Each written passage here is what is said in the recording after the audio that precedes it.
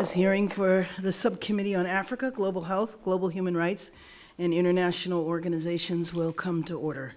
The subcommittee is meeting today to hear testimony on UN peacekeeping operations in Africa.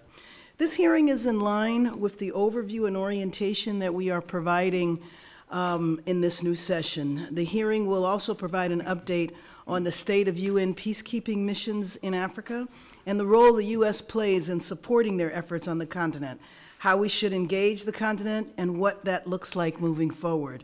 So without objection, all members have 5 days to submit statements, questions, extraneous materials for the record, subject to the length limitation in the rules. I recognize myself for the purpose of making an opening statement.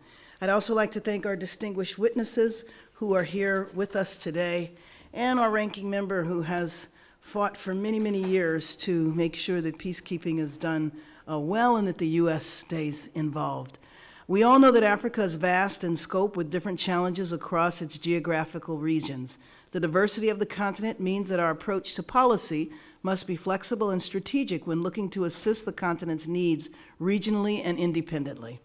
Due to demographic changes and increased regional integration, Africa will be the single largest market in the world in a few decades. With the support of successful partnerships within Africa and globally, the continent can overcome its development and security challenges. UN peacekeepers aim to protect civilians, promote human rights, prevent conflicts, broker peace, and build the rule of law. The recent attack on a UN convoy in Mali killed a peacekeeper from Egypt and injured 4 others. There were also 10 peacekeepers and another 25 injured at a UN camp in Mali in January. Peacekeepers are oftentimes in harm's way, trying to broker peace with radical extremist groups, and peacekeepers in Mali have oftentimes been the target of extremist groups. There have been successful UN peacekeeping missions in Africa.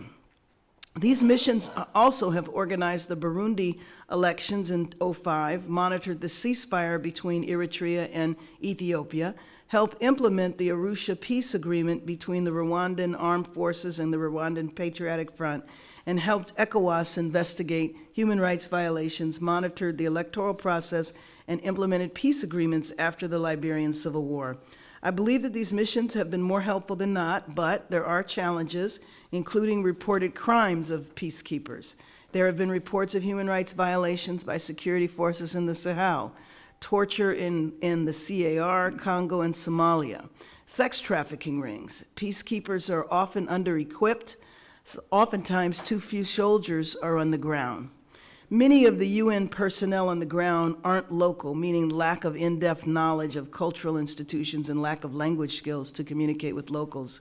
Considering some of the issues mentioned around protecting peacekeepers and civilians, I look forward to hearing your views and suggestions in your testimony or in the Q&A. The numerous attacks in Mali are very concerning, and I would also like to hear your thoughts on the idea of the peacekeepers decreasing their footprint in the DRC. These are just a few questions I'll pose to our witnesses, and I look forward to hearing what you think we should do to strengthen peacekeeping missions on the continent and around the world. Lastly, I'm troubled that the administration has not emphasized supporting UN peacekeeping missions, particularly in Africa.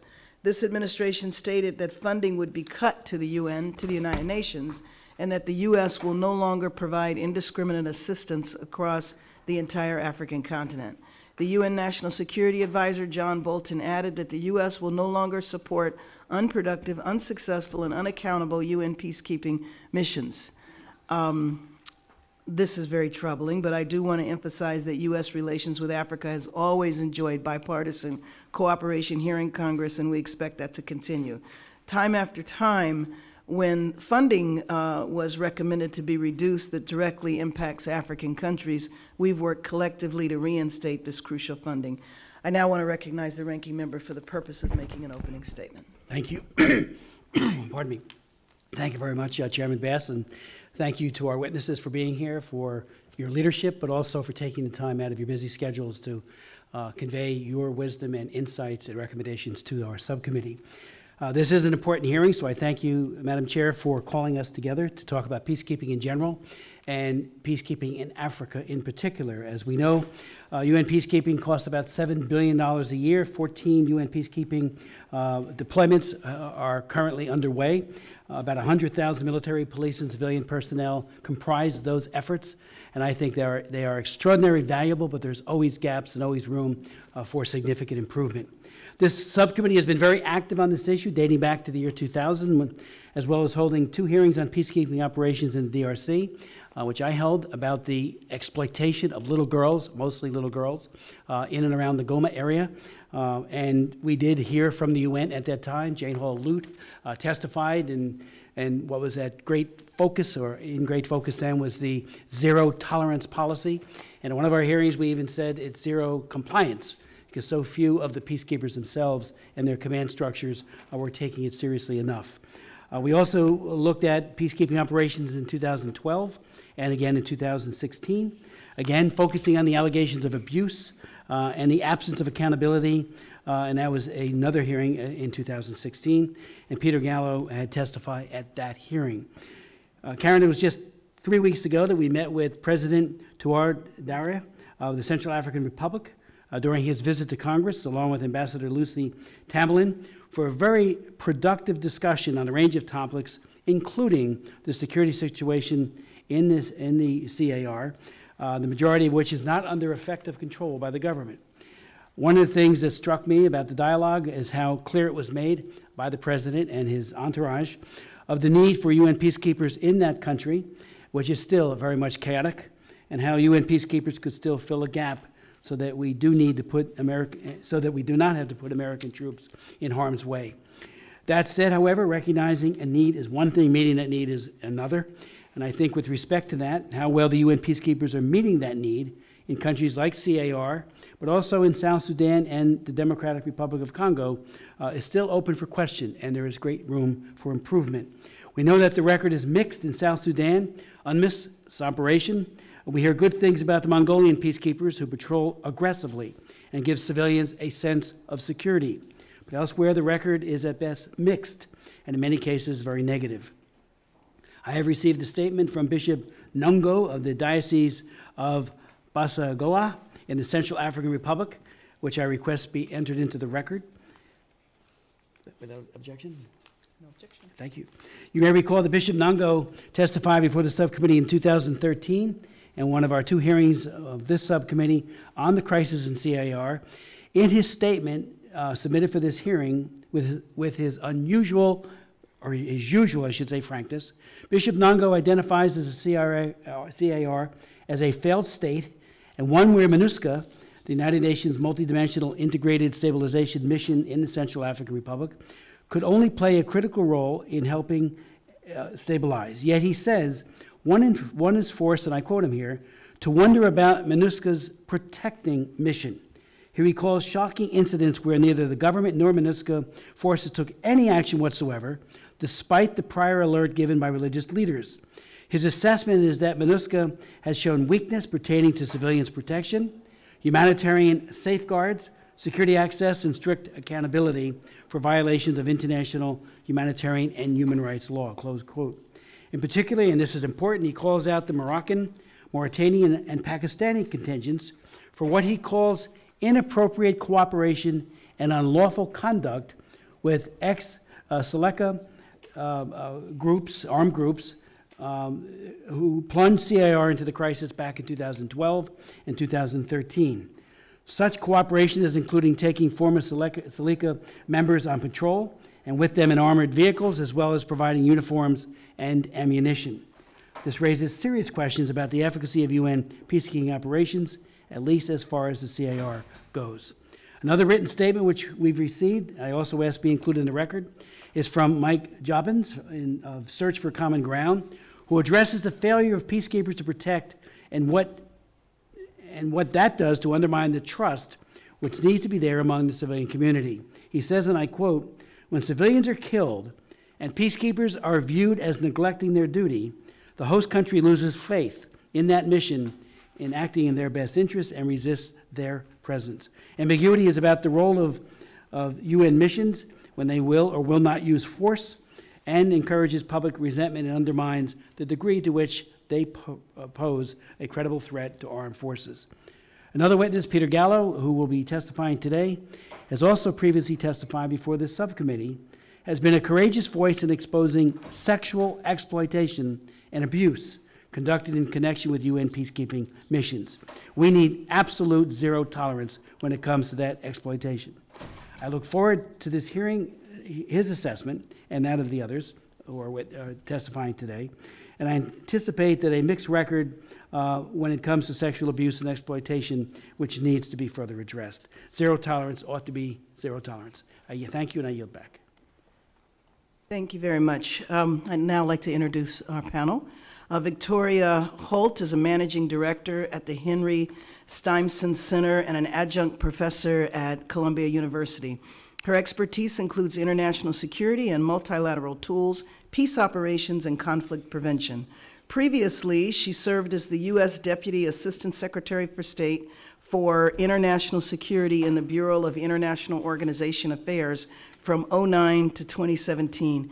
In that role, she was responsible for policy and guidance for U.S. actions in the Security Council and oversaw offices handling peace operations, sanctions, counterterrorism, and UN political affairs. She led development of U.S. diplomatic initiatives, including the 2015 Leaders Summit on UN peacekeeping hosted by President Obama to increase capacities for UN operations. And she previously worked on Capitol Hill on defense and foreign affairs. Ms. Dawes serves as the Director of Peacekeeping Policy at the Better World Campaign. She is a resident expert on UN peacekeeping operations and educates Congress and the administration on the value of peacekeeping as an effective part of the U.S. national security toolbox. She spearheads thought leadership and authors policy papers and field reports on UN peacekeeping. She also served as a special advisor for the UN high-level panel on humanitarian financing and providing an American perspective to the panel and her expertise on conflict resolution. Previously, Ms. Dawes worked at the U.S. Institute of Peace. Thank you for joining us.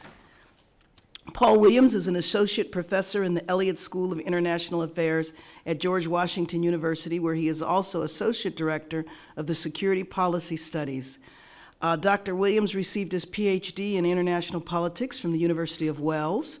His research focuses on the politics of contemporary peace operations and the dynamics of war and peace in Africa. He previously worked at the Universities of Warwick and Birmingham in the UK. He has been a visiting scholar at Georgetown University and the University of Queensland, a visiting professor at Addis Ababa University, and a fellow with the Woodrow Wilson Center. Mr. Gallo is a qualified lawyer. Glad you're not an unqualified lawyer. Admitted to practice in Scotland, Hong Kong, and New York. He has an MBA and an LLM in international criminal law.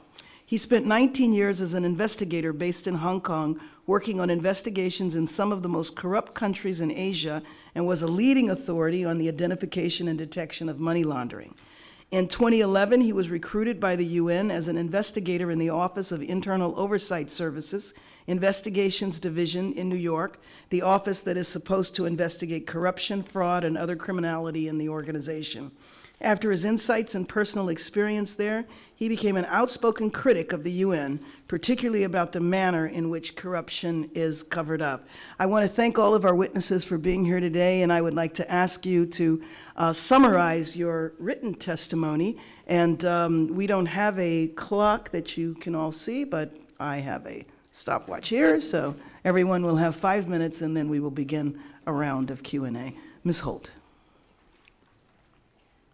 Chair Bass, Ranking Member Smith, and distinguished members of the committee, it is a genuine pleasure to be here. Thank you very much, and thank you for the interest in this topic. It's one this committee has had a long history on, both the nature of peacekeeping, the link to U.S. interests, and the constant interest and demand for reform and modernization. I've served in many roles. I've been a researcher, I've been a policymaker, and I most recently was a diplomat at the Department of State. So my comments really today come from that experience of seeing missions up close and the ongoing desire to reduce the gap between the aspirations of a Security Council resolution and actually delivering in the field. We will never be done, but I will say this moment is a really awesome chance to move reforms forward, and much of my comments about that. You know the basics. The U.S. is a permanent member of the Security Council, which is focused on threats to national peace and security. Peace operations are probably the best known thing that the UN does. We have over 100,000 civilians, military, and police in the field today in 14 missions, often remote and fragile states. Over 120 countries contribute to these. Those numbers are huge. I will also note the U.S. provides about 40 of these total officers, so it's really an opportunity where you see a form of burden sharing. We are the largest financial contributor. It also is a direct interest to the United States that peacekeeping is successful. It deals with stability and conflict prevention. It addresses countries that are under threat of violence and extremism, and also supports goals of democracy and rule of law. It also supports our values. It promotes human rights and tries to address humanitarian crises, migration and refugee flows, and in places like Liberia stepped in to also try and prevent the expansion of the Ebola crisis in that country. So both are for security interests and our values. We value UN. I saw this up front when I was in state. Today, Cote d'Ivoire is a successful West African country with the highest growth rate in the region. We soon forget that in 2011, it almost went into civil war when an election resulted in 2 people believing they were president. The small UN mission there quickly bunkered down, provided the election outcome and validated it, and stood firm as the political process moved forward. War was averted. Likewise, on the values side, we've seen in South Sudan, when that new country was ushered forward as the first country in the last 10 years, a large mission was deployed to support peace building. But in December 2013, things changed. Civil conflict broke out, and people fled to the UN's compounds. They opened the door. In the town of Bor, for example, a few months later, an American named Ken happened to be the civilian in charge of that compound. A military crew of 80 showed up with one of the government ministers and demanded to go in. They intended to attack the civilians there. He turned around and said, "Close the door." He was unarmed. He was trained as a New York police cop. He did the right thing. He saved lives that day, and he risked his own to do so. So I think these kinds of examples are really important to us, whether it's in Mali and Central African Republic, what we see in Somalia or Congo. Every one of these missions has details and real people in the field. But reform is hugely needed, and this is what I want to get to. Supporting political processes and solutions. Governments need to abide by the agreements they make when they invite the missions in. We as diplomats, you as leaders, can help reinforce those political agreements, and if they're not working, ask why. Protection of civilians on the ground, as well as from any bad behavior by the peacekeepers, remains a top priority. 95% of peacekeepers today serve under those mandates. And then gaps in capacity. The lack of medical health or being able to fly where you need to, French-speaking police officers who are women, it's wide, it's getting better. The U.S. has been a leader on the reform and modernization. There's been a series of presidential summits kicked off by the U.S. and led by other countries, high-level reviews, and now ongoing series of resolutions through the Security Council, including on performance and accountability, ones that this committee has paid attention to. So what's our challenge? We need that continued U.S. leadership, and we need it strong. And we have a bit of a challenge. There's a financial crunch coming at the UN. The Secretary General has just issued a very thick report. He's worried that most of the missions don't even have 3 months to keep their budgets operating. We've also seen troop contributing and police contributing countries not get reimbursed for their performance in the field, not because they didn't do well, but because there isn't enough money. So the United States Congress could help with this. We could pay our full assessment, which is roughly 28% of the budget. We could pay back the arrears and lift the congressional cap that most during both the Bush and Obama administrations was lifted by Congress. If you want us to get to 25%, let's put the State Department on notice. Let's ask why they failed at the negotiations last year, and let's start now with an international push to get that done. But let's not accrue arrears in the short run. That helps nobody. It doesn't get our reforms, and it gives every country that opposes us a talking point. I saw this in the earlier negotiations that Ambassador Holbrooke and Congressman Smith, you were involved in. So finally, the UN needs our leadership. We are often the best at assessing and criticizing, as well as being practical and inspiring to these missions. I urge you to go to the field and see them yourself. Myself and my colleagues would be more than happy to help set that up and work with your teams on this. And let's also put some more diplomats in New York. They're shorthanded with only 2 of the 5 posts in New York there, and working on the Security Council to be able to give voice and vote and enthusiasm to the modernization reform we need. Thank you. Thank you very much. And I would just say before I go on to the next guest, you know, for my new colleagues who are new on the committee, an opportunity to go visit Peacekeeping, I think it should be high on your agenda. We can make sure that happens. Ms. Doss. Chairwoman Bass, Ranking Member Smith, and members of the subcommittee, I'm honored to be here today to testify about the value of United Nations peacekeeping efforts in Africa. Having traveled to 6 UN peacekeeping missions in Africa over the last 5 years, I believe continued U.S. financial support for these operations is an investment worthy of American taxpayer dollars. UN peacekeepers serve 100 million people, aiming to create stability in fragile states. Each mission is tasked with varying responsibilities authorized by the UN Security Council. Some missions serve as buffers between two parties. Other missions are more complex and are tasked with protecting civilians, monitoring human rights, facilitating delivery of aid, training security sector, and building the capacity of government institutions and providing electoral assistance. They do this at a relatively modest cost. UN peacekeeping budget covers more than 100,000 personnel deployed at 14 missions, of which half are in Africa. The total cost of UN peacekeeping is $7 billion a year, of which the U.S. is assessed for $1.8 billion. For comparison's sake, this is 1% of the U.S. military spending. According to the report released by the GAO last year, it's 8 times less expensive for the U.S. to financially support UN peacekeeping missions than to deploy U.S. forces alone. Last year, I traveled to Mali, home to the 3rd largest UN peacekeeping mission in the world. After a military coup in 2012, well-armed radical Islamist groups linked to al-Qaeda took over large sections of the country. These extremists imposed Sharia law, carrying out stonings and amputations as punishment. In Timbuktu, once a famous center of trade and learning, extremists destroyed the historic town's library and mausoleums, antiquities now lost to the world forever. After French forces intervened at the request of the Malian government, the UN peacekeepers were tasked with stabilizing the country. 16,000 peacekeepers cover an area so vast it's equivalent to the territory from New York to Florida. However, terrorist organizations linked to ISIS and al-Qaeda continue to threaten and manipulate inter-ethnic disputes to their advantage. Just yesterday, ISIS leader Baghdadi pledged allegiance to the brothers in Mali and Burkina Faso, highlighting the security challenges in the region. Recently, the conflict has shifted to the center of the country, and last month, 160 villagers, men, women, and children, were massacred by extremists. Despite these horrifying conditions, there are signs of hope. The presence of UN peacekeepers allow for UN agencies like the World Food Program to partner with 40 villages to grow their own food and make them less dependent on local militias. I visited a farm supported by UN peacekeepers that provided food for families and gave youth an alternative opportunity to the extremist ideologies that surrounded them.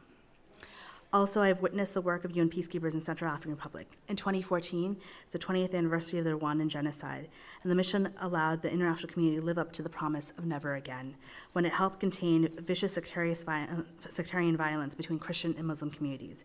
Amnesty International reported that the UN mission saved many lives and prevented much bloodshed. In South Sudan, where a civil war once raged, tens of thousands of civilians came to the UN compounds to seek shelter. The mission opened its doors, saving large numbers of people who otherwise would have been directly targeted, and peacekeeping forces continue to protect nearly 200,000 people at 6 sites around the country. I want to take a moment now to address some of the misconceptions. One, that peacekeeping missions last forever. They do not. In fact, the last 2 years, peacekeeping missions in Liberia and Cote d'Ivoire closed after peaceful democratic elections, and this coming October, the mission in Haiti is set to close. And number 2, the UN peacekeeping is incapable of change. UN Secretary General Antonio Guterres has instituted a series of reforms backed by majority member states aimed at greater accountability, transparency, and clarity in peacekeeping. In partnership with the US, the Secretary General is working to modernize the UN. None of this is possible, however, without full U.S. engagement and support. The U.S. is currently the biggest financial donor for UN peacekeeping, paying 27.8% of the peacekeeping budget. In December, this rate was lowered from 28.4% and was agreed to by the Trump administration. However, since the mid-1990s, U.S. law has arbitrarily capped U.S. contributions at 25%. As a result, the U.S. currently owes $750 million in arrears, contributing to a cash crunch.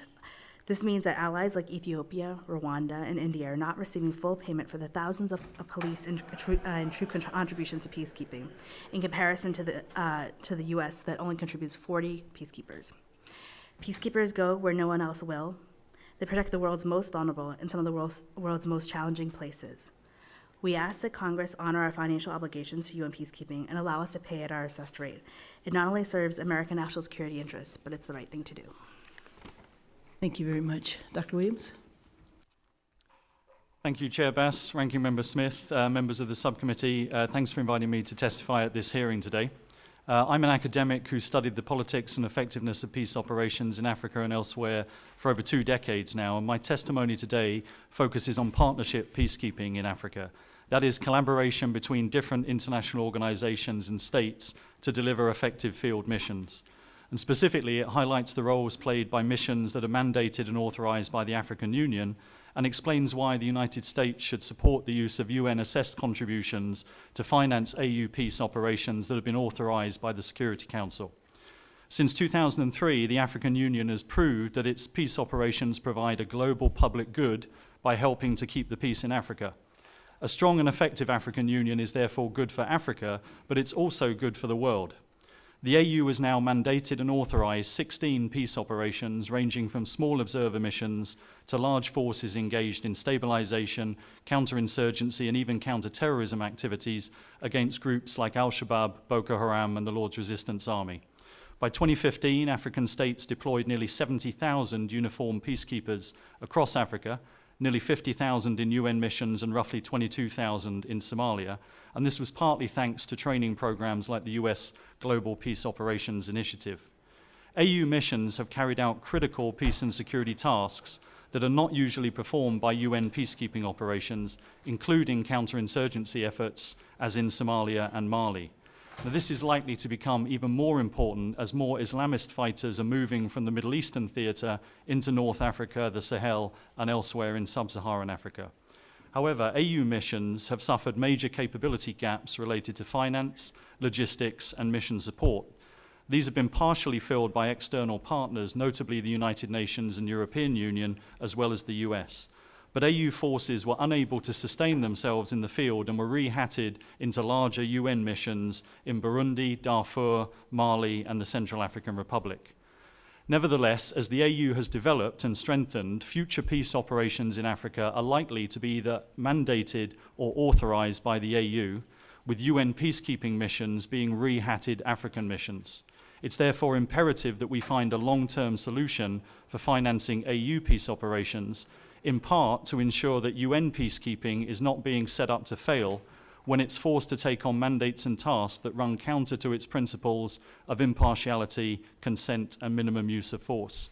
To help do this, the African Union established a peace fund recently, which generates revenues via a 0.2% levy that is imposed on eligible goods imported into the African continent. So far, that's raised $105 million. This could pay for some of the costs of the AU's missions, but not the whole bill. AMISOM in Somalia, for example, costs about $1 billion a year. For the last decade, the UN Security Council has debated whether it should pay the rest through the UN's assessed peacekeeping contributions. The AU has tried to lock in this principle because it would move beyond ad hoc means of support and provide a more predictable framework which could be the basis for long-term capacity building and institutional development for the African Union. This makes sense. The United States should empower the African Union by supporting its access to predictable and sustainable finance. This would be in line with previous bipartisan US policy, which was based on 4 preferences.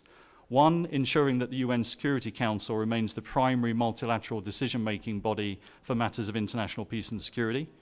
Number 2, ensuring that UN funds are used in an accountable and transparent manner. 3, that decisions on how to respond to particular crises are taken on a case-by-case basis. And 4, that the African Union should pay some, if not all, of the bills for its peace operations.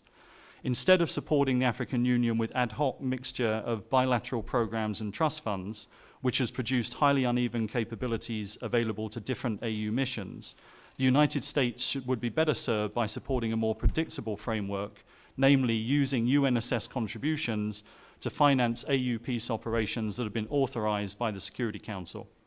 This would do 3 things. Number 1, it would empower the African Union Commission to better administer and oversee African peace operations, and it would allow international partners to hold a single entity accountable for the mission's performance and effectiveness in the field. 2, it would improve African capabilities and their adherence to international human rights and humanitarian law for all the contributing countries across the board. And 3rd, it would actually reduce the overall cost to the United States compared to providing the same capabilities on a bilateral basis to the respective contributing countries, because the US pays about 28% of the peacekeeping bill and other countries pay 72%. Now, at present, different elements of US policy towards peace operations in Africa are not coherently aligned. The stated goal of supporting effective and accountable missions is being undermined by the lack of a coherent diplomatic strategy, a failure to empower the African Union, and a failure to pay our assessed contributions in full and on time. The US should pay its peacekeeping dues in full and on time. Refusing to do so undermines our credibility and influence at the United Nations, it undermines the principle of international negotiations, and it hurts the UN's major contributing countries, many of whom are key US partners in the field. Thank you. Mr. Gallo? Thank you, Chairman, Chairperson, Ranking Member Smith, and distinguished members of the committee. I spent 4 years as an internal investigator in the UN. I've since spoken extensively about the corruption, the lack of accountability in the organization.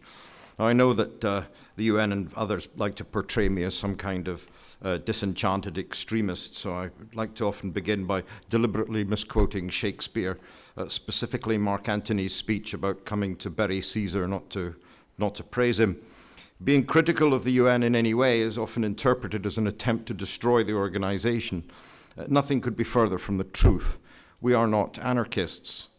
Of course, there is a need for peacekeeping, but the UN is willfully blind to the harm that peacekeeping brings with it. And my concern for the future, as Mark Antony went on, is that the evil that men do lives after them. The good is oft interred with their bones. And nobody wants the UN to be more remembered for the sexual abuse of children in Africa rather than the reason the organization was there in the first place.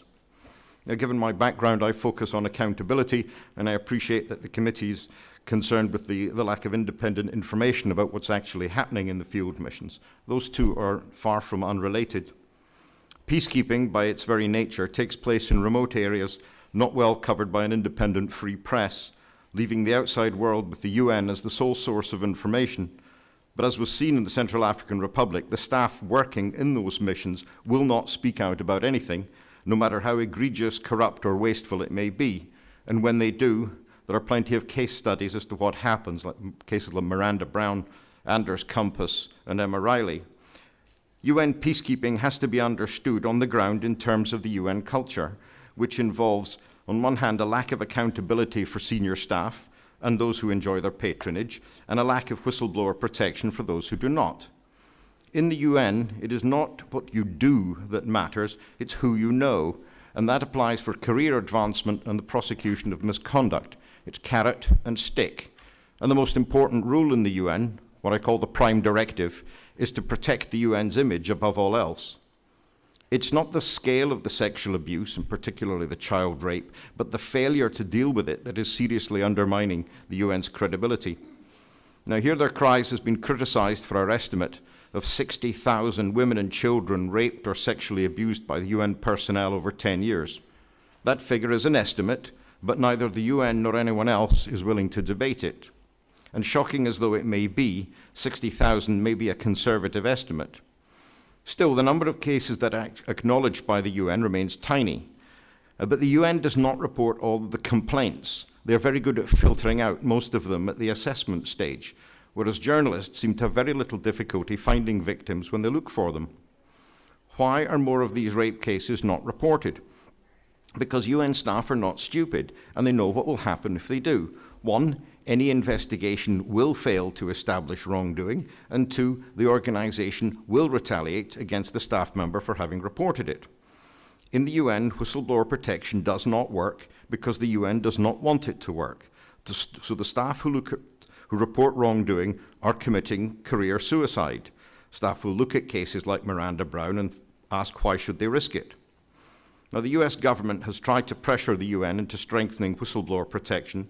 These provisions have been unsuccessful. The UN Ethics Office continues to go to extraordinary lengths never to find retaliation. And when they do, OIOS, instead of investigating it, now simply asks the subject to come up with a plausible explanation for his actions, essentially abdicating any investigative responsibility. But the investigations director claims this is to, and I quote, keep the Americans off our backs. And with regard to the misconduct by military personnel, in the CAR, the UN knowingly deployed ill-disciplined troops with a history of human rights abuses. Unsurprisingly, they turned out to be so bad they had to be withdrawn. But why were they deployed in the first place? Given the financial incentive, any competent investigator would consider the possibility of bribery influencing that decision. But the UN will not consider that possibility, far less investigate it. Ironically, it was not those peacekeepers who were responsible for the child sex abuse there in 2015. That was only exposed because a single UN staff member, Miranda Brown, was prepared to stand up against an abuse of authority. That may have sparked off a media firestorm, focused world attention on the CAR, and journalists began finding hundreds of other SEA victims. The UN was forced to act, the Deschamps inquiry was impaneled, but ultimately, the only thing that's changed is that Miranda Brown has lost her career. Now, the UN claims that the allegations in the CAR were fully and professionally investigated, at a cost, by the way, of $500,000, though they established next to nothing. But as early as October 2016, OIOS was already undermining the integrity and the credibility of complainants in the town of Decoa. I'm aware of an internal review having been carried out within OIOS into the abuse investigations in the CAR in Decoa. This was essentially instructed to identify what lessons could be learned, but was never released. Instead, it was made to disappear and has been concealed even from the OIOS staff for whom it was written, casting serious doubts on how reliable the UN investigations were. In 2017, the Secretary General announced a new approach to combating sexual exploitation and abuse. On closer inspection, however, this is not a new approach at all. It continues with the same mindset as before and is doomed to fail for four basic and fundamental reasons. Number one is that the UN continues to ignore the fact that sexual exploitation is criminal. Second, the UN does not want to recognize that effective deterrence of any criminal conduct is directly related to the likelihood of the offender being held accountable. And three, the UN still wants to believe that raising awareness of the conduct being criminal will somehow deter it. It won't. We're going to move on. And We need to, you passed your 5 minutes. I'm sorry. Have an opportunity in the Q&A to continue to make your points. We're going to move into questions and answers with the members that are here. I'll begin, and we'll each take 5 minutes and be consistent with that as well, so everybody can have an opportunity to ask questions. Why don't I begin by speaking with Ms. Holt, and you were talking about the funding. And, you know, I think I wanted you to clarify something that I'm not sure if I heard you say. I know I'm concerned that Congress has capped the U.S. peacekeeping assessment at 25%. And I wanted to know the impact of the cap, but I thought you said even before talking about that the resources were being reduced on the UN level as well, not even including what the U.S. was doing. Did I hear you correctly? The United States is not the only country, but the U.S. is probably the largest country that has outstanding obligations to the UN.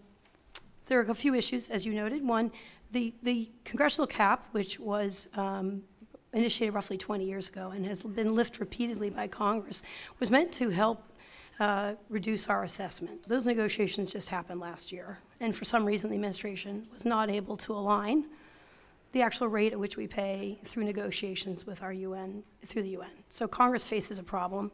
The cap will continue to accrue arrears. It's about $750 million today, and it's approaching $1 billion by the end of the year. Who are some of the biggest, you know, offenders in terms of not making their contributions? Well, the Secretary General just put out a report with every single country and the amount they owe. The U.S., in my understanding, is the largest, and I did not study it to understand the way to rank the countries, but I'd be happy. Maybe Paul knows. Dr. Williams? Yes, the UN Secretary General's report said the next largest culprits, if you like, were Brazil, which owed 243 million, Ukraine 108 million, Venezuela 50 million, UAE 38.7 million, then Belarus, Japan, Mexico, Argentina, and Greece. They were the top 10. And I also think one of you, and I'm not sure if it was Ms. Holt or Ms. Dash, talked about the AU contributions. And so my question is, what does the AU contribute? Was that you, Dr. Williams, that said the AU does not contribute? The African Union contributes in terms of African Union members, so the 54 members of the AU that are also members of the UN contribute to the UN peacekeeping budget. But the African Union has also just recently set up a new peace fund, which is trying to fund its own African Union operations, and that's where the 105 million new resources has come from. But some African countries will be behind in terms of on time and in full in their payments as well. But they have very small percentage contributions to the peacekeeping budget, so it doesn't figure anywhere near the top 10 countries I just mentioned. What do you think that the U.S. could do to strengthen the African Union so that they get to the point where there's less reliance, frankly, on peacekeepers outside of the continent? There's a couple of things. Number one is to invest in the long term, so provide a stable set of relationships and platforms and mechanisms to allow everybody to know what they're doing over the longer term period. And by that I mean we need to look a decade or so ahead and prepare to enhance the capabilities of this organization. We don't have funding mechanisms at the moment to do that. It's only the UN's peacekeeping financial mechanisms that provide that degree of stability. And because, as I just mentioned, the African Union is raising money to pay for its own missions at the moment, but it can't pay for them all. Right. And that's where we're stuck. So the US could therefore, I think, invest in that long-term relationship most sensibly. Since we've, capped ours, maybe resources could go to assist the AU. Did any of you else want to comment on that? Just one point. The U.S. has a very well-known Global Peace Operations Initiative, which comes through the peacekeeping account.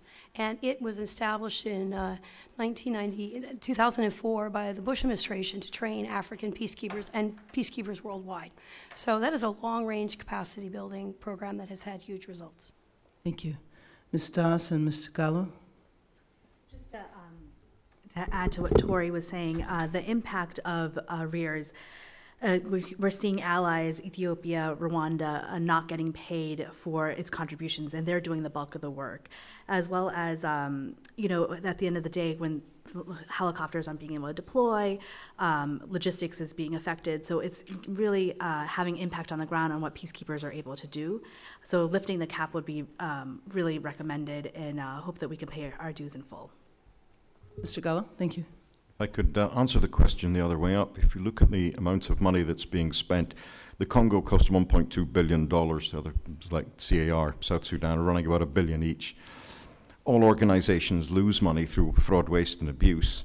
And even if those missions are only losing 10%, that's $100 million a year.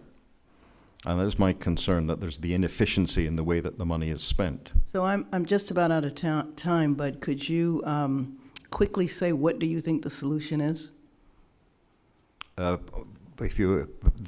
terms of increasing accountability from the efficiency for which that money is spent, there are some peacekeeping missions which have been rolling on for years and years with no end in sight. And the question is why? Is the UN peacekeeping operations hemorrhaging money out to maintain the organizations that are actually involved in the fighting? That's a question that no one will ask. So your answer would be more accountability? That's the first step that needs to happen? Indeed. Okay, thank you. Mr. Smith? Thank you very much, Madam Chair. Thank you again all for your testimony. In July of 2016, in South Sudan, we all remember this, a compound called the Tehran compound was overrun by Salva Kiir's troops in Juba. The United Nations peacekeeping mission was asked to intervene. They were asked emphatically, including by the U.S. government, by our mission, and they wouldn't do it. I went there a month later in August and met not only with Salva Kiir, but many others, asked for accountability, but also met with the UN peacekeepers. And they admitted that mistakes were made, and they have made some improvements since, which is a positive thing. But then when you get other examples of where the UN peacekeepers, and I mentioned Bishop Anungo earlier in the Central African Republic, who, he's speaking for all of the bishops of Central Africa in his testimony today, and he wants the peacekeepers to have a better, and as he points out, rules of engagement. They need to have enough of them, and that's one question I would ask. We often see that there's a deployment number, but there's usually a higher number of authorized slots that are unfulfilled. How are those numbers reached? Is it accurate? Do we need more, less? You know, they're always guesstimates, I would suspect. So if you could speak to that issue, because I find that very disturbing.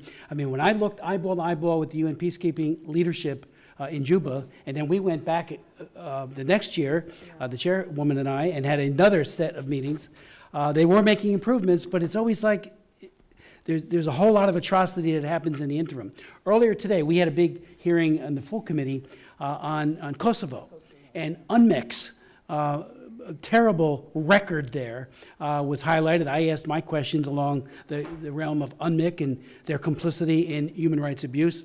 So it is a problem, and I would say to Mr. Gallo, I had the hearings when we tried to hold UN personnel leadership to account on whistleblowers. To me, a whistleblower, if they're honest and sincere and they bring forth information, we need to put sandbags around them rather than have them put out of their job or put into a situation where they're in dire, you know, they'll never move up like a ceiling on their upward mobility. It was way back when Attorney General Dick Thornburg appeared before our committee in the 1980s, and I was there, and he said how desperately they need IGs. Not IGs that are part of the system, but IGs that are independent with a capital I.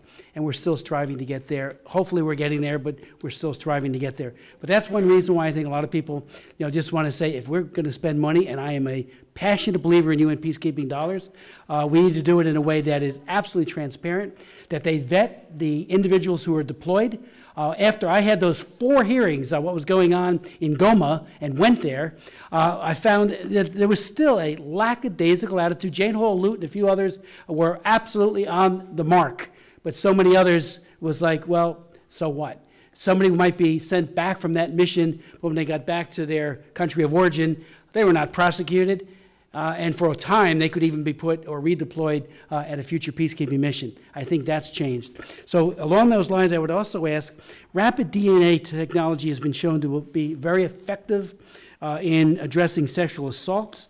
It could also help stop trafficking in persons. It also could, if we were to do rapid DNA technology for every peacekeeper, when there is an allegation, there's a way of proving, at least in a paternity effort, whether or not they are the ones who are responsible. I mean, it could also have a chilling effect if they know that they will be discovered and they will be prosecuted, hopefully by their home country.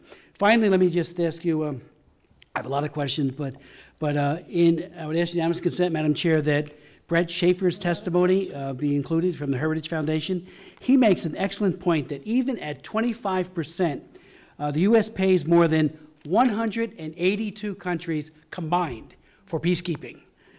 And again, a lot of what we do never gets on the ledger. AFRICOM, all that we do there, never on the ledger of what we're doing to try to mitigate war and conflict and to promote peace and humanitarianism. Airlift, all the things we do, which never is on that assessment page. Also, he points out that Brunei, Kuwait, Qatar, Singapore, and the UAE, despite having a per capita gross national income more than twice the world average, they're assessed a peacekeeping dues that is equivalent to the poor developing countries. So that needs to change, so that there's more partners contributing to this. And your thoughts on that? I'm not sure if that's because they're part of the G77 or whatever it might be, but it seems to me a better assessment of who is capable to pay.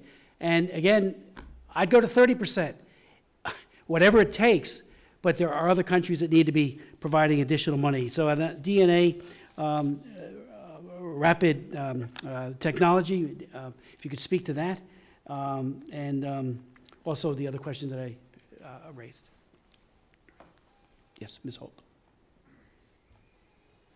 I'd like to comment briefly, if you don't mind, on the South Sudan case. It was horrific, the attacks in Juba. Just to interrupt briefly. Yes. I found out after I started raising it, and 3 days before I got on the plane to go over there, that a member of a humanitarian organization from my district was one of the women who almost got raped. I mean, that's how bad it was.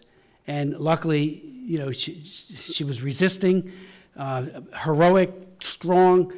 2 guys with AK-47s who actually shot and said, you know, and luckily the door was broken in and these guys were stopped.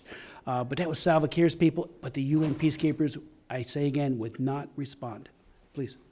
No, very much. I mean, what you're pointing to is this was an attack by the government forces, but the mission failed to intervene, and the civilian, there's a number of Americans involved, had called and were reassured peacekeepers were on their way. We pursued this deeply when I was in the government. We had a very strong, General Patrick Cameron did an intense review with a whole range of things that we then pressed to put in place. So I won't argue that was never acceptable, but it has pushed forward a whole new set of protocols so that contingents not be in doubt. This is one of the tensions when missions go in and think they're partnered with the government, but then government forces turn on civilians or even on the peacekeeping missions themselves, as they have in South Sudan.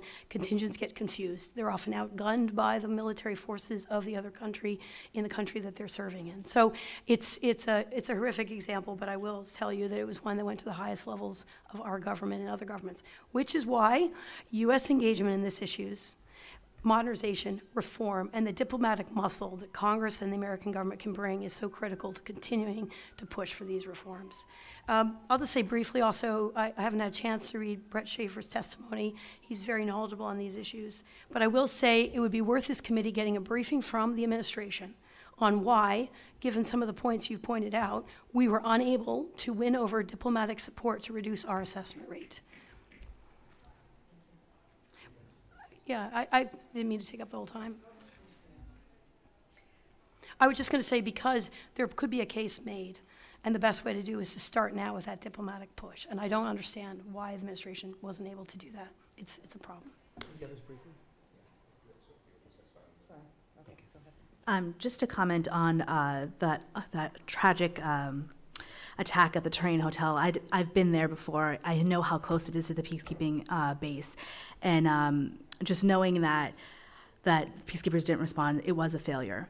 But many things have happened since then, including pretty much immediately after that attack happened. The force commander there was a breakdown in communication. The force commander was fired. And then there was an independent investigation that Tori was mentioning, which led to recommendations on that this doesn't happen again. You know, this is when peacekeepers are not deployed at the right numbers, we don't get to protect as many civilians as we should. But this was a real failure, and the UN has acknowledged that, and they're trying to do better. And just on the DNA testing, we know that part of the reforms that are happening is to looking into DNA testing for paternity claims, and so that's something the UN is already pursuing, and we can probably get you more information on what's happening on that. Provide for the record too. Thank you. On the 25% and then the vacancy rates and force generation, I have Brett Schaefer's testimony, and I agree with him on this. There is a very good case politically for lowering the United States rate below 25%. It's politically unwise for an organization like the UN to rely so much on one member state. The question, as Tori raised, is why have we failed diplomatically to get our position there accepted at the UN General Assembly? And I would submit that a good diplomatic strategy here is to get the 54 members, African members of the UN on side, in part by giving in to their request that we support AU peace operations through the UN Security Council and link those two issues. I think diplomatically that would make sense. On the force generation issue, peacekeeping missions need both numbers and capabilities. So you have to get the numbers of soldiers, police, and civilians, but you also need capabilities, logistics support, ISR support, medical, special forces increasingly, and military engineering.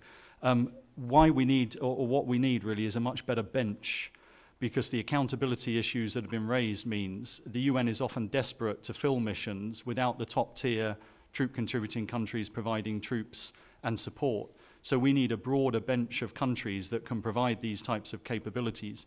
That, unfortunately, is a long-term process of building up militaries and police forces in other countries, and we've done that well through programs like the US Global Peace Operations Initiative, but it takes time. But we are in a much better situation with the UN in 2019. The bench is pretty strong. Countries like Mongolia that you've already mentioned that have come from literally nowhere, but others, Kazakhstan, Serbia, these are all good peacekeeping countries now that didn't really exist on the radar screen 20 years ago. The problem is the political acceptability. It's the UN Security Council that pushes the numbers down and the capabilities of peace operations down for political and financial reasons.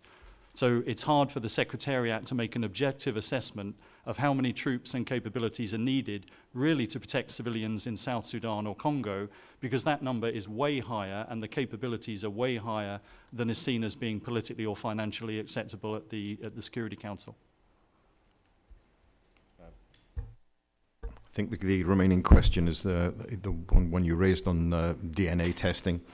In addition to that, there's no plausible argument against it that I will suggest, but the investigative capacity has to require a first responder ability. The UN at the moment does not have that. And the question of DNA samples have to be taken as soon as possible and not stored for a year so that they're useless when they're analyzed. It's the form of investigation. And of course the other thing is that the International Criminal Court works on the basis of command responsibility, and you hold the force commander accountable for misconduct by his troops.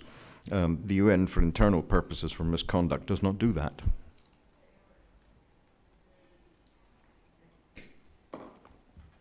Thank you. Ms. Dawes, I wanted to direct this to you.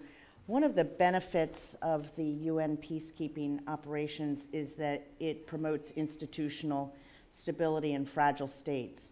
And democracy building by outside forces can be met with significant opposition by locals. In those countries that have shown democratic potential, what can be done to avoid democratic backsliding?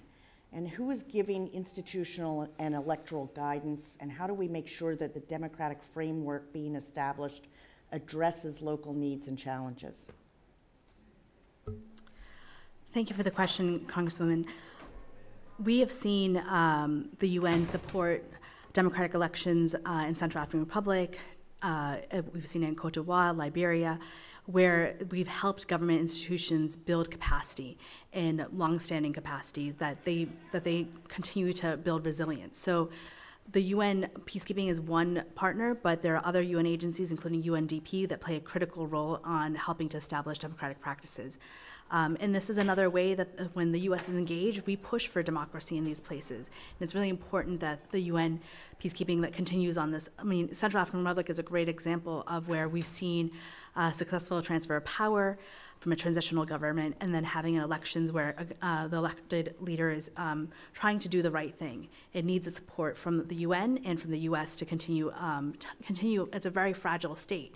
Continue to pursue the right things, the right democracy, and have extend state authority. So that's one thing that UN peacekeepers have been working on, is to support the government institutions to help extend state authority in that country. So that's one example that we've been working with the UN on quite a bit. And what kind of oversight does the UN have, for instance, in a country like Liberia, where the peacekeeping missions were closed in 2018? So there's a country team there that continues to work to support the government institutions, and it's led by UNDP. So there's a continuing footprint of UN presence there to continue the work that peacekeepers have already built on, and then to make sure that it doesn't slide back, as you had mentioned before. What kind of enforcement mechanisms do they have, if any? I'm not sure if there is an enforcement mechanism in the sense of boots on the ground, but there's definitely, I think there's definitely support within the Security Council and others to make sure that the gains that made by peacekeepers are trying to move forward and continued. And let me just ask you this. Well, actually, let me ask this of Dr. Williams or Mr. Gallo. While I appreciate the AU's utility in peacekeeping operations, and I certainly understand why the AU peacekeeping operations may have more local legitimacy with host governments than UN operations. I think it's vital that the AU operate in a manner that is consistent with UN priorities, objectives, and policies. What are the best ways to give the AU autonomy in conducting peacekeeping operations while also retaining, implementing, and enforcing UN oversight? I put that out there for either one of you or both of you. Sure. So there's two ways we can think about how to enhance the AU's accountability and performance on the ground. Option one is to let it do it all itself and to have no oversight mechanisms. Option 2 is to support the AU with multilateral legitimacy of a Security Council resolution authorizing its missions. And then if it comes with UN support, that has to meet what we call the HRDDP, the Human Rights Due Diligence Policies, which means that any UN support that is given to the African Union has to come with the types of accountability mechanisms that Peter was talking about earlier to make sure that AU troops are acting in conformity with international humanitarian law and human rights law.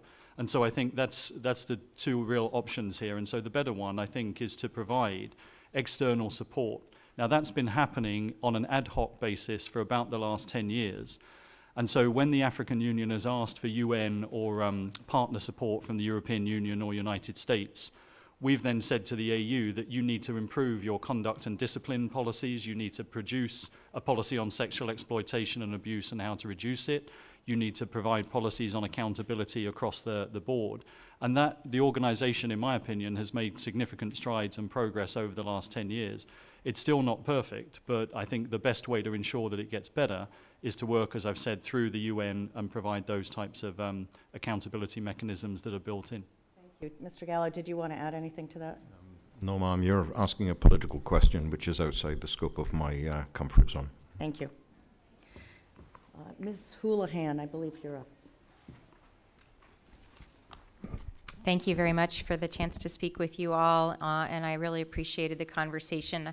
I also serve on the Armed Services Committee, and so I have the opportunity to watch the budgetary process for the DoD go through the Congress. And one thing that I've consistently heard through that NDAA process is the DoD and contractors alike will talk about the importance of consistency of funding and something, you know, not being erratic. And I know you guys, almost every one of you had the same kind of plea, was not only funding, but consistent funding, regular and predictable.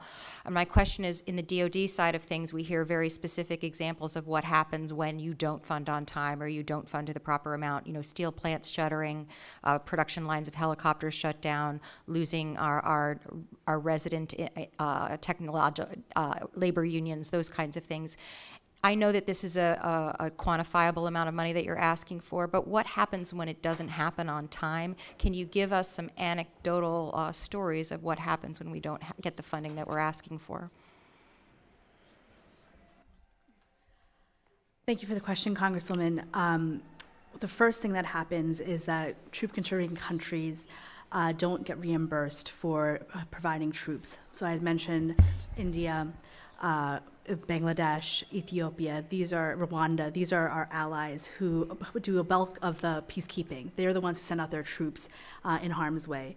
And then the second thing that happens is one anecdote that we heard recently was a country that provided helicopters.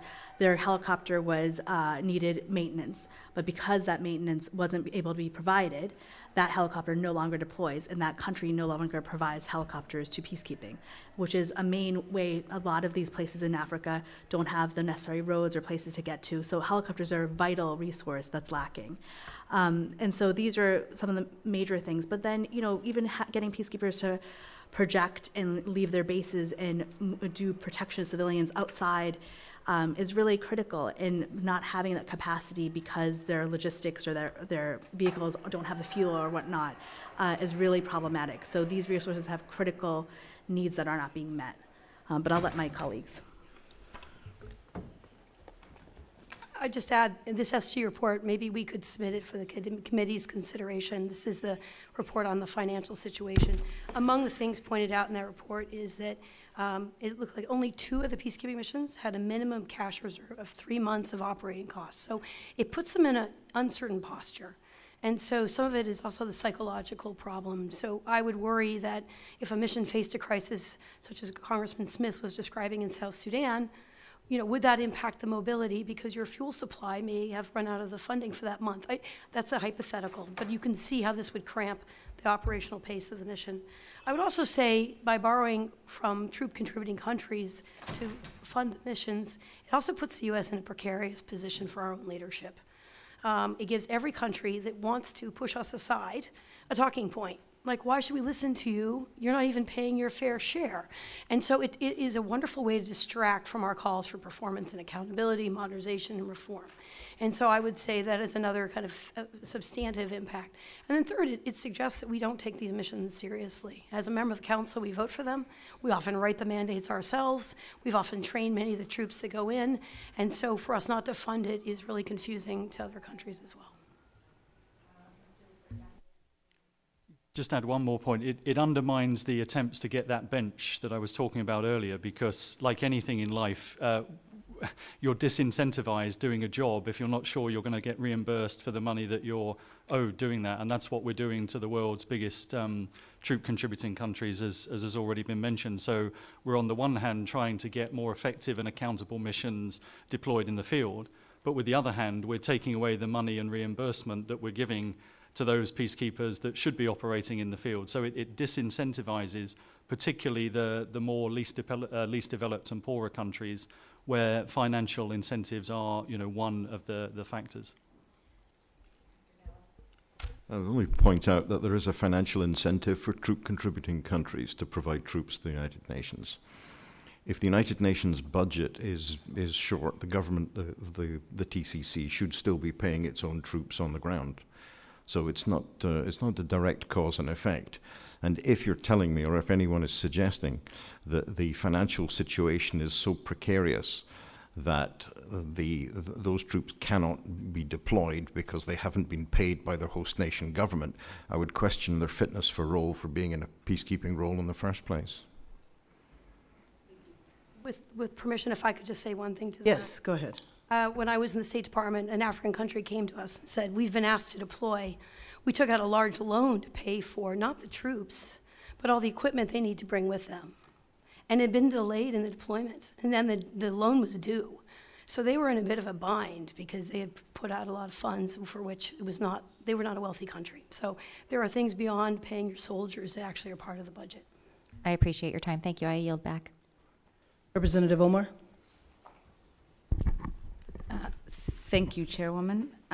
So my question really is to begin with Dr. Williams. I wanted to address your fourth recommendation. I do agree that it is a problem politically and logistically for the UN to rely heavily on the United States. The efforts of peacekeeping forces are too important to depend the whims of US politics. We've seen the consequences of this administration that is outright hostile to international organizations and allies. And for those of us who believe in the importance of these organizations to figure out a more sustainable way is important. But one of the unfortunate realities has been that when the United States steps back its obligations, other countries don't step up. So I wanted to talk to you. Can you tell me a little more about what the strategy would be in encouraging African countries to step up on peacekeeping contributions and what that would look like?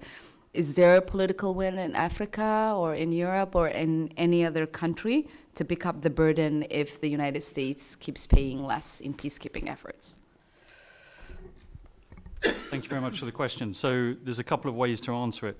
At the general macro level, we need to make this thing worth investing in. And so this enterprise of UN peacekeeping has got to be seen to be across the board of the UN membership, something that works and can be effective and accountable and can do things that we really need to do. So that's the first challenge, is selling it that way.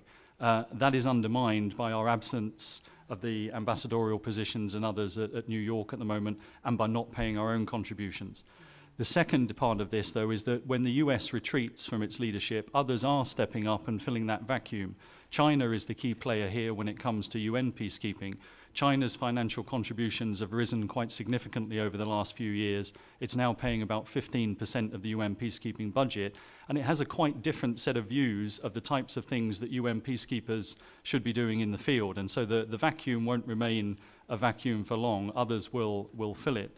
And third, then, for the African countries themselves, they are stepping up, or they're starting to step up now with the new Peace Fund, that they're trying to develop indigenous sources of funding for their own missions. But in the short term, it's completely unrealistic to expect these countries to pay the nearly $1 billion, for example, that AMISOM costs in Somalia. My suggestion is that we make a sort of diplomatic quid pro quo or linking of these issues. The African Union wants us to support their missions through the UN. The United States wants to pay less for UN peacekeeping, and so I'm sure there's some diplomatic middle ground in there. So that's how I would approach that issue. That's great. And thank you for bringing up Somalia. That was going to be the sort of next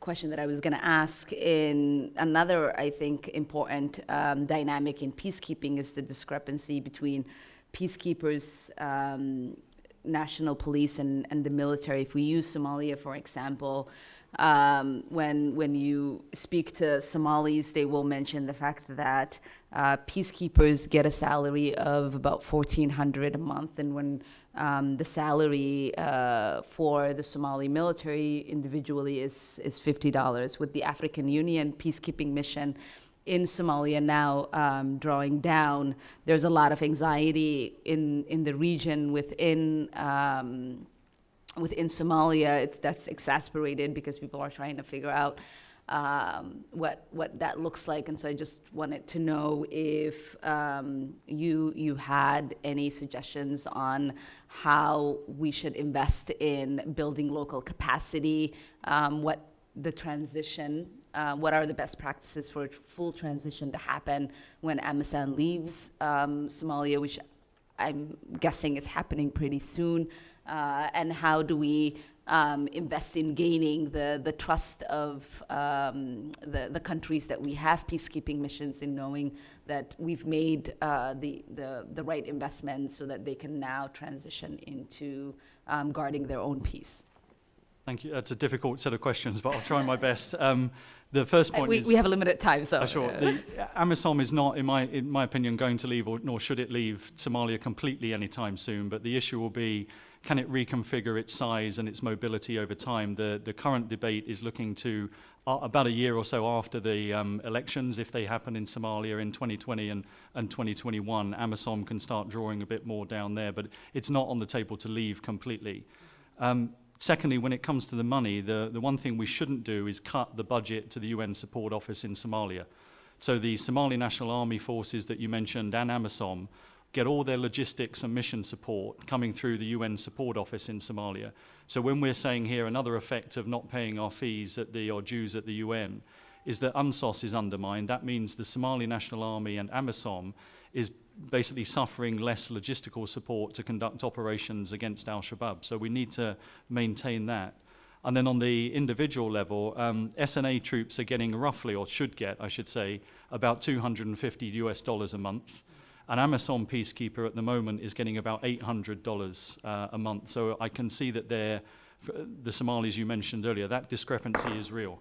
Yeah, our records, what I have, says $1,440 a month. That's for what the AMISOM. No, the UN Guard Force, UNSOM, the UN's political mission in Somalia, has a Ugandan Guard Force that are paid at the UN rate of roughly $1,400 a month. The African Union peacekeepers in Somalia get a lower rate, a different rate, which is at the moment about $800 a month, because that is paid for by the European Union. As I said earlier, the African Union can't pay its own money, so the European Union actually pays the AMISOM peacekeepers at a rate of $800 a month.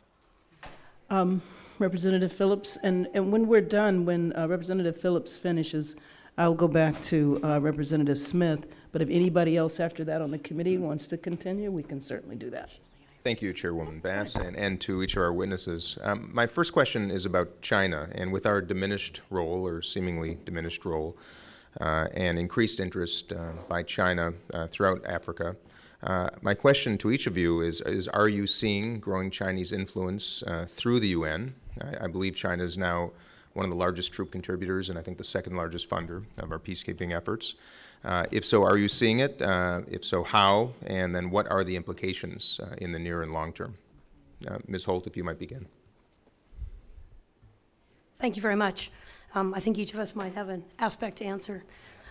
China is aggressively moving forward to be seen as a leading country on peacekeeping. As you note, they're the largest member of the permanent members of the Security Council, with roughly 2,400 troops now in the field, which is a huge change. When I was in government, we led a dialogue with China in 2009 and 10, and at the time, they had very small numbers, and they mostly were building roads. Today, they have a diversity of capacity. Second, as you note, they've increased their financial contribution. And with this, frankly, comes voice and sway in the larger organization.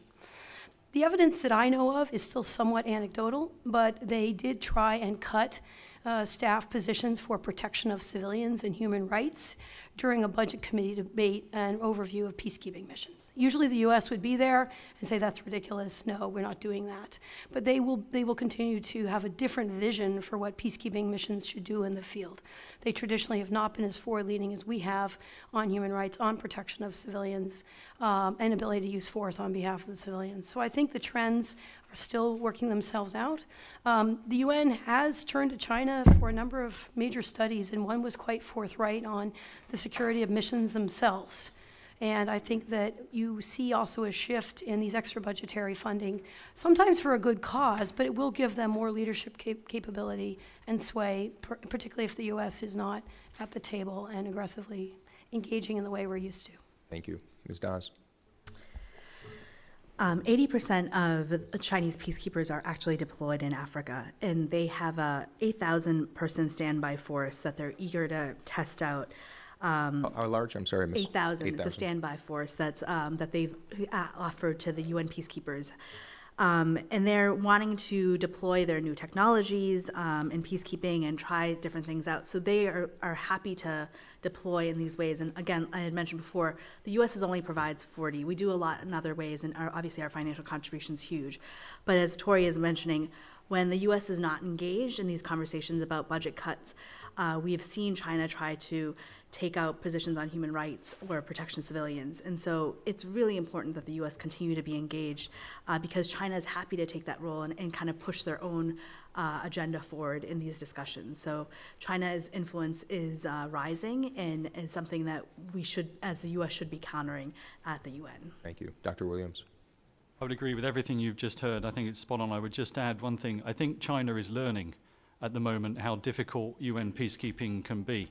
In Representative Smith's earlier question about UNMISS and Juba and Malakal, China was one of the contributing countries that was caught up in those issues, and it's facing a very difficult set of dilemmas that all the other UN contributing countries have faced over time, so it's learning. The way it's learning, though, is in part by putting more effort into doing this enterprise. It's now had a couple of force commander slots in missions, so it's got experience about how to run these operations. It's increased over the years, not just deploying engineers and logisticians and medical soldiers. It's been now deploying actually infantry battalions into Mali and South Sudan. So its military forces are getting more operational experience on the ground here.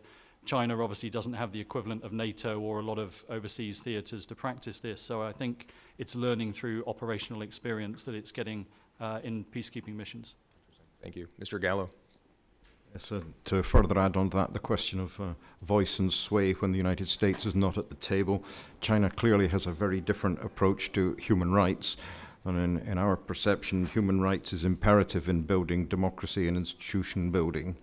And if the function of peacekeeping is to make countries safe and to institute a lasting peace, that is something that has to be dealt with because it cannot be separated from the human rights issue. And the other question to be looked at is look at the corruption cases being prosecuted by the FBI in New York involving Chinese corruption involving the UN. And why is the UN not diligent in eradicating this corruption from the inside? Thank you. Before, Mr. Gallo, you've spoken to this a number of times, but if we could wave a magic wand here in Congress, where would we start relative to the oversight and anti-corruption efforts that you deem so necessary? With regard to oversight, there is no oversight of the investigation function in the UN. So basically that means the UN can carry out the most shambolic investigation that you've ever seen in your life, and I can give you plenty of examples of this. And the legal system within the UN is only concerned with the process. There is no concept of the unreasonableness of the decision. So long as the UN can hold that the decision was made in accordance with the process, the legal system is not concerned with what that decision is. And that's what leads to some of the most ridiculous things that we've ever seen. And that's what leads to the lack of whistleblower protection, and that is germane to the corruption inside the UN. UN reform on a global basis is a massive undertaking and a daunting international challenge.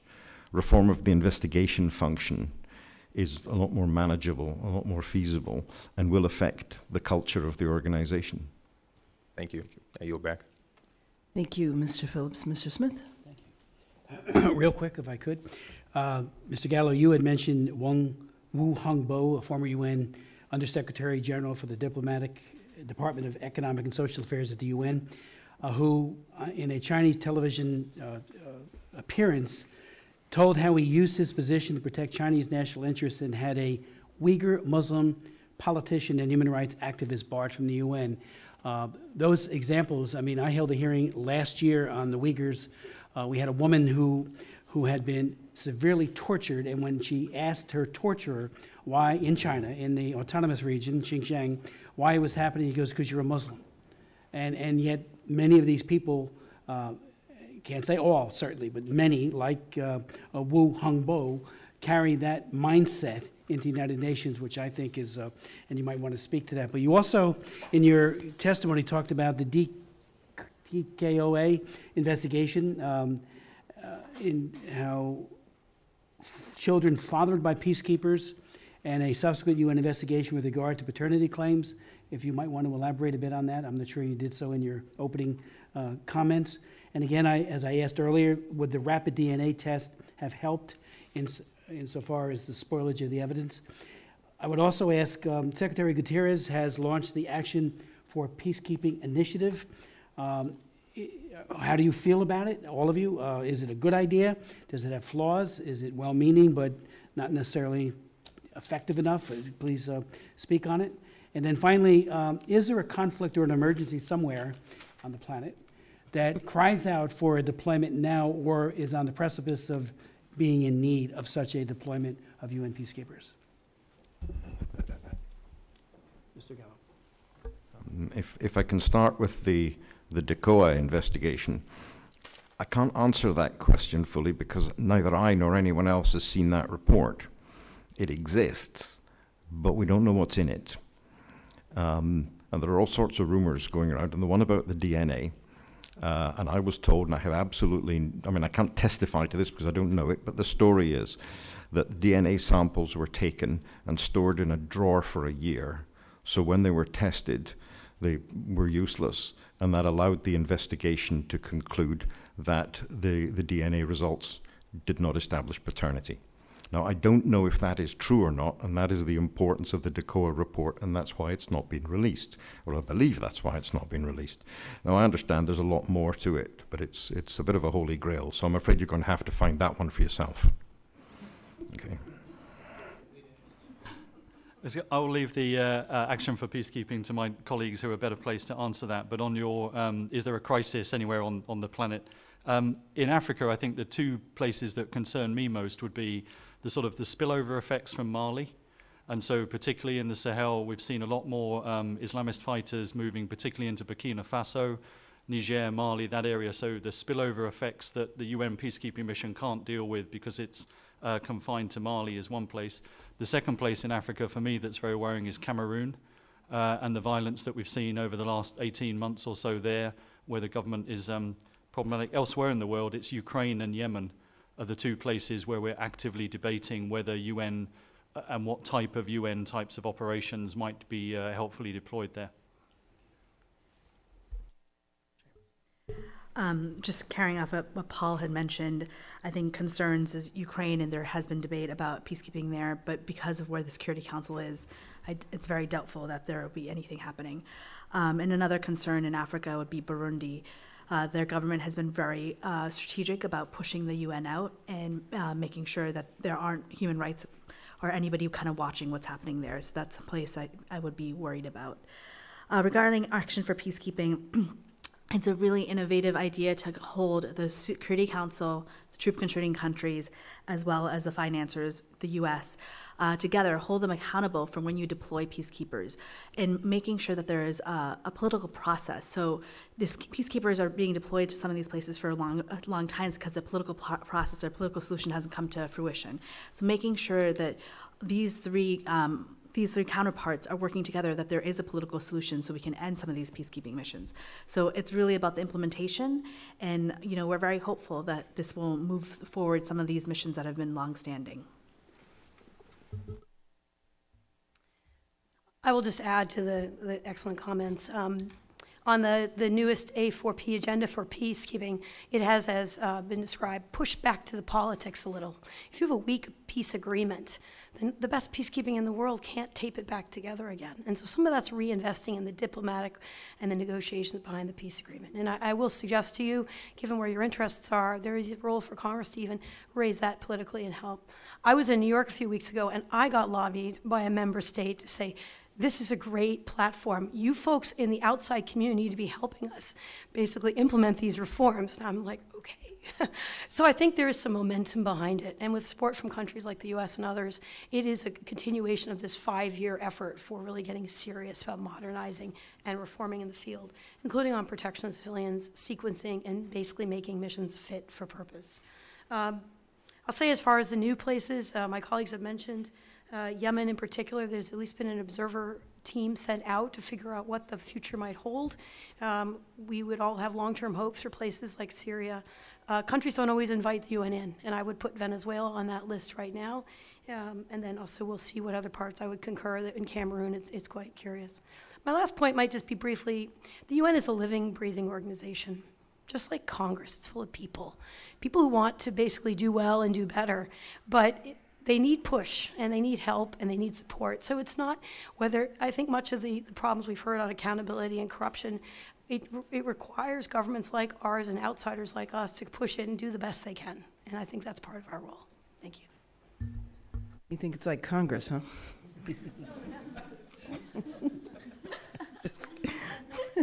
May I clarify kidding. for the record, No, that was not no, about corruption, no, that's you about the don't- ambition. You don't need to.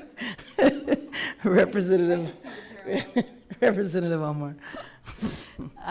Thank you. I just felt like my last question wasn't answered, so I'll rephrase it and see if we can start with Ms. Holt, and then maybe get all three of you on the record. So the peacekeeping mission in Somalia has now been in effect for 12 years. Oh my God, it's 12 years.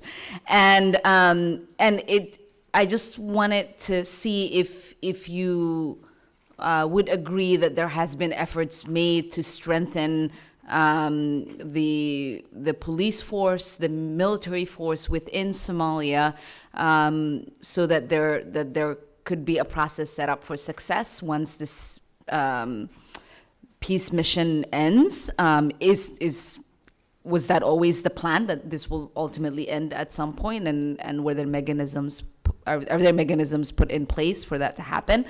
And then the second piece of that question is that because there is this gap in compensation for whether it is UN or AU or the local military, we hear reports, newspaper reports, that some of the military or the police within Somalia sometimes might, because they're not getting paid for months sometimes, that they might sell their weapons to militia or maybe even terrorist organizations like Al-Shabaab. Is there conflict in that, and could a remedy be to help in trying to give them proper compensation? I'll answer it this time, sorry. Okay, yes, whoever wants to take, I'll and then the make some three broad of you points, both Paul. address. Just a minor distinction. It's often said it's peacekeeping in Somalia, but the distinction I might make, it's a Chapter 7 authorized peace enforcement mission. It's not led and run by the United Nations, even as it's authorized by the Security Council and the African Union. It is able to use force to achieve its aims, which is including going after Al-Shabaab. So I just want to make that distinction between most of the missions we're describing today, which are invited in with consent and use force in defense of the mandate to protect civilians themselves And so one is able to do war fighting, the other is not. As I understand it, the aim has been that this peace enforcement mission works alongside the UN Political Office, has UN logistics, and there's a UN country team which is focused on development and humanitarian enterprises. So it's not exactly a peacekeeping mission, but that the idea was if Amazon could create a secure and stable environment, it should be handing off, as you described, to local police, work with local communities, have governance take root. And we were trying to encourage all of this to happen simultaneously. Professor Williams will know better than I the state of play. The gap that was always unfortunately well recognized was you didn't have enough capability coming in behind Amazon to then play that stabilizing role for police and rule of law and to work appropriately with the communities, which created... And that lack of capability is with the country or with... It's probably a combination. Okay. Amazon can't bring everything with it, and the government was still, as I understood, working to try and build out and work also with local authorities. So I think that's a work in progress. I would agree with everything Tori said there. Just to add, one is that AMISOM has not even reached year zero in the world of normal peacekeeping. And what I mean by that is all these other missions we've talked about normally deploy after a ceasefire or after a peace agreement. There is no peace deal in Somalia, and there hasn't been. So the 12 years of AMISOM so far is we're still not even at year zero for peacekeeping, which is why fatigue might be setting in. Secondly, as Tori mentioned, AMISOM is basically a conventional military force that is tasked with trying to degrade a networked transnational terror network in the form of al-Shabaab. And so there is no way that a conventional force like AMISOM is able to militarily defeat al-Shabaab. It relies ultimately on trying to stabilize the recovered areas that al-Shabaab used to control, and that requires police, administrators, civilians, and that's where the Somali government and the federal member states have been in short supply. But to your to your question then finally about has AMISOM boosted local police forces in the army? Yes. Over that 12 years, there's no comparison. If you look at the 12-year period, the Somali National Army, the state police forces and the regional police forces, and also the Darwish and other militia groups in Somalia, they're in a much better situation to deal with these issues now than they were 12 years ago. But have they reached the level where you would want to pull AMISOM out in the last couple of years, as we talked about? I don't think we've reached that stage yet. And yes, the SNA are sometimes guilty, as are the regional forces, of selling ammunition, food supplies, rations, and other things. They've just recently completed their biometric identity database for the Somali National Army, which it's amazing if you think about it. Until this year, we didn't know who was in the Somali National Army. And if you don't know who's in the army, we can't do all the other things subsequently. So that's only just happened, but that is a sign of positive progress there.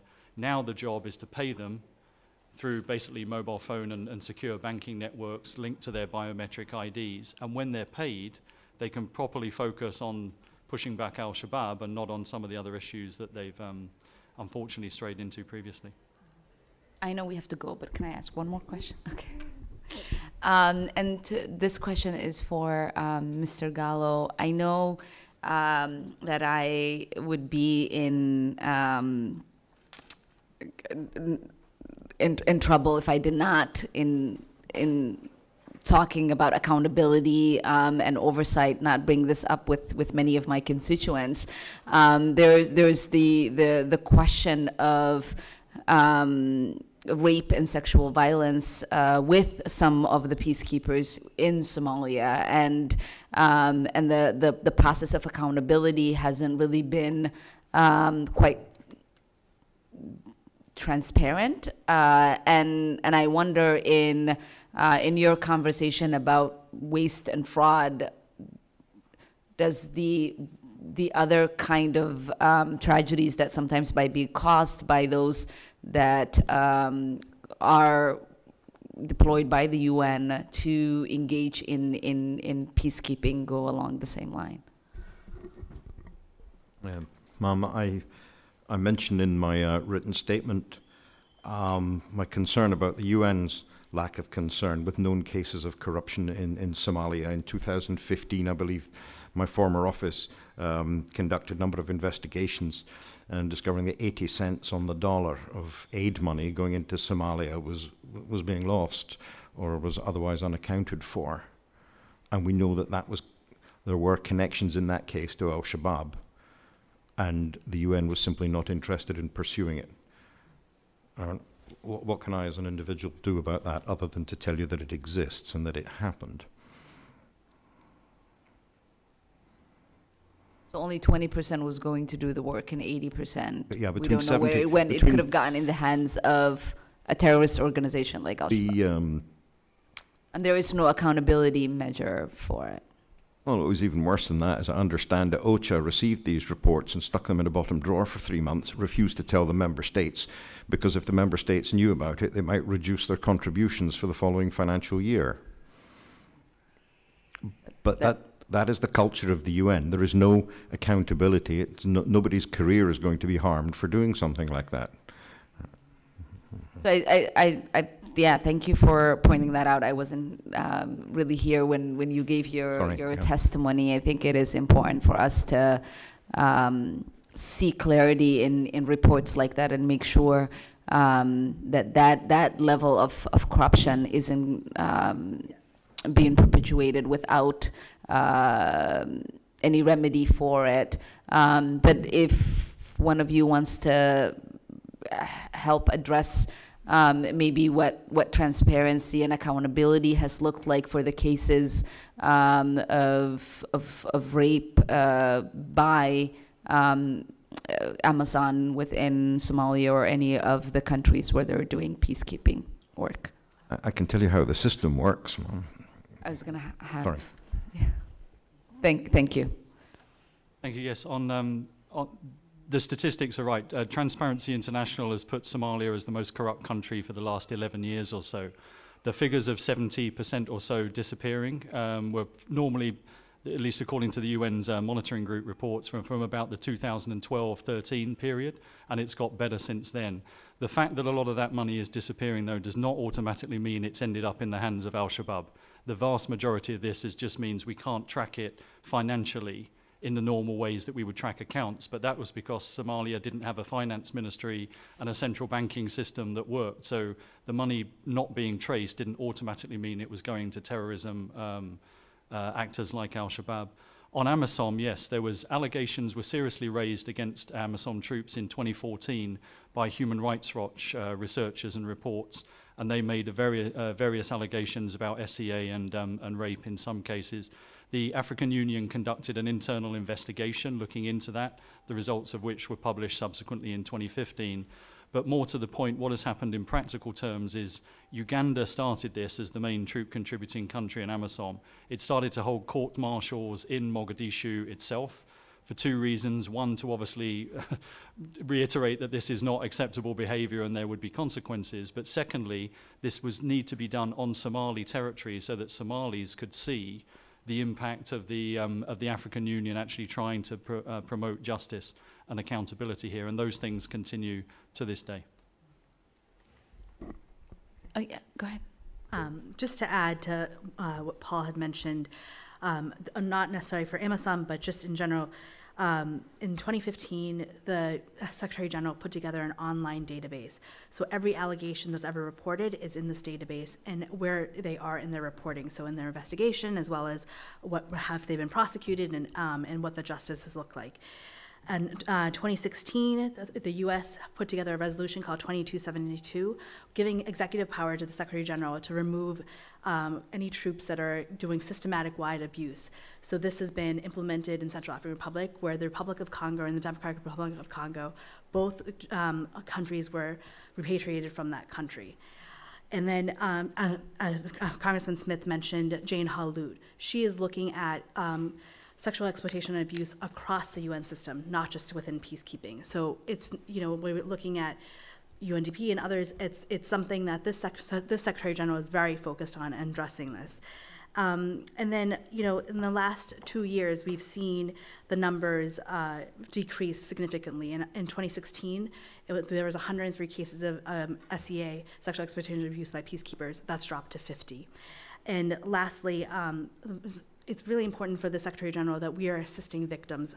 So there's a victims' rights advocate, Jane Connors, who reports directly to the Secretary General. And on top of that, she has victims' rights advocates that are embedded within the mission, so that making sure that victims have access to access to legal services as well as health services on the ground. But any case, one case of sexual exploitation and abuse is one too many by peacekeepers. Yeah. Well, thank you all for your testimony. I think, we all understand how valuable, I speak from firsthand experience, how valuable the work that international organizations do are. And to Mr. Glenn, I would say thank you so much for your testimony and for really seeking accountability. I don't believe that we should throw the baby out with the bathwater. And I think that there are a lot of people who are very much interested in being advocates for accountability and transparency and seeing where we could create reforms and where we could be truth seekers. Again, I know this has been very informative for me and probably for a lot of our committee members. And I do want Ms. Holt to take you up on that offer of going with you and seeing what the work looks like on the ground. Thank you. Okay. Once again, I want to thank all of the witnesses for being here today, and the meeting is now adjourned. What's that? Oh, go ahead. If I could interject with a point of clarification, Madam Chairman. The Conduct and Discipline website, which Ms. Das refers to, does not list all of the allegations. It lists the investigations. The United Nations does not publish the numbers of complaints received. I can't remember the General Assembly resolution which mandates it, but there is a requirement to report to the GA the number of sexual exploitation and abuse cases. The UN defines case as one which is being investigated. And what happens is that the vast majority of these complaints are screened out at what they call the assessment phase. So we do not know the total number of complaints that are received.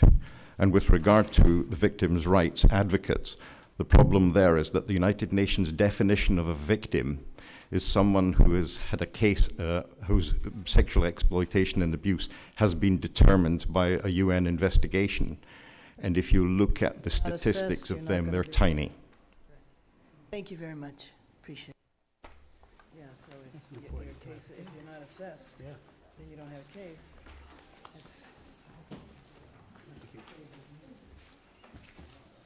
Thanks, Ken. Good job. Yeah, let me see.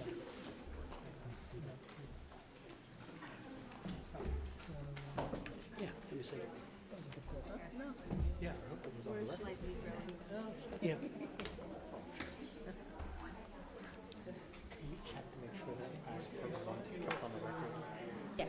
Yes, I will have them. They actually were recording and announcing it live. They had a process. Okay. So they were actually recording, but I agree, as soon as you do that, that's right. Yeah, I know. They usually end it right.